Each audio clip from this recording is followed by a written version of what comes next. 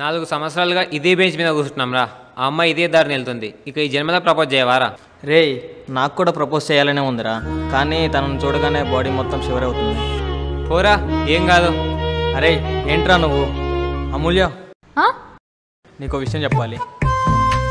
కొంపదీసి లవ్ చేస్తున్నావా? అవును, 4 సంవత్సరాల నుంచి నిన్ను చూస్తున్నా. నేను మన ఇద్దరం క్లాస్మేట్స్ కూడా. నీ మనస్తత్వం ఏంటో నాకు తెలుసు, అందుకే నేను లవ్ చేస్తున్నా. అనవసరంగా ఓప్స్ పెంచుకొని టైం వేస్ట్ చేసుకోకు. బాయ్.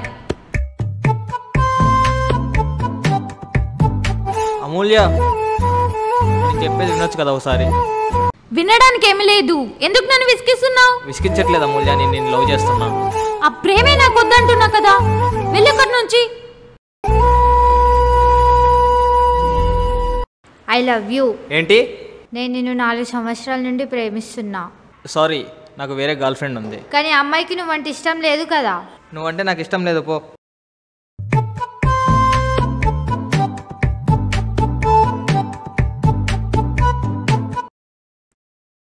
నేను నీకు నచ్చాలంటే ఏం చేయాలో చెప్పు.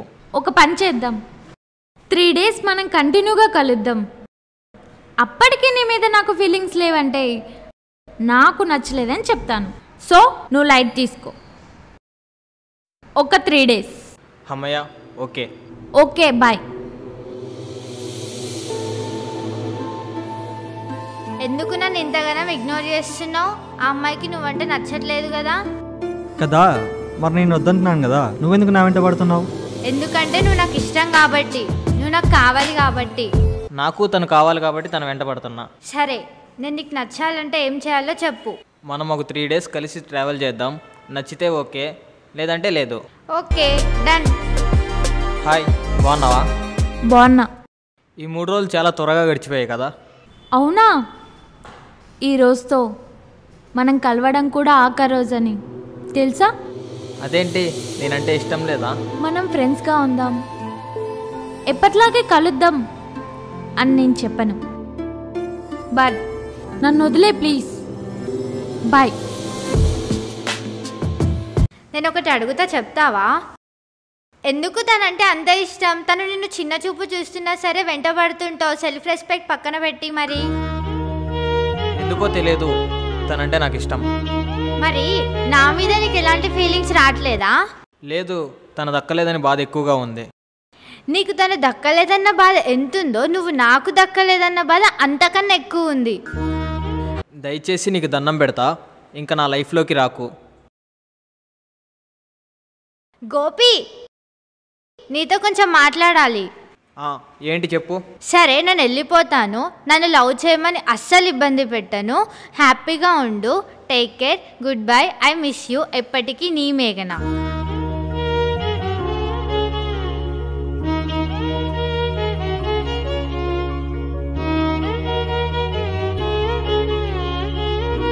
అరే మామా, అరే ఏం చెప్పావురా?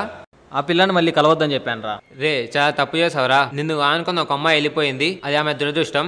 నీకోసం ఒక అమ్మాయి ఏడుస్తుంది, అది నీ అదృష్టం. రే, ఒకటి గుర్తుపెట్టుకో, మనం ప్రేమించే అమ్మాయి కన్నా మనల్ని ప్రేమించే అమ్మాయి మన జీవితంలోకి వస్తే మన జీవితం హ్యాపీగా ఉంటుంది. వెళ్ళి అమ్మాయిని బతిమలాడు, పెళ్లి చేసుకున్నామని చెప్పు. వెళ్ళరా.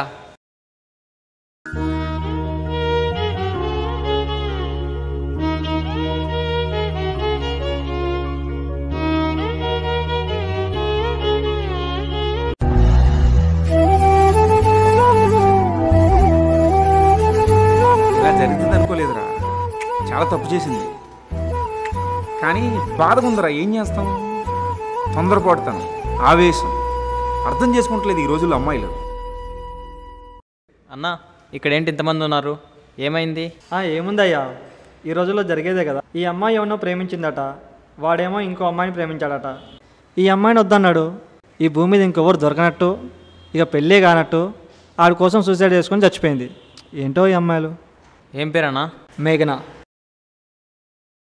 మేఘనా! దగ్గరగా ఉన్నప్పుడు ఎవరి విలువ తెలియదు, దూరం అయ్యాక ఎంత ఫీల్ అయినా తిరిగి రారు. ఈజీగా వచ్చే ఏదైనా ఎవరికైనా చులకనగానే కనిపిస్తుంది.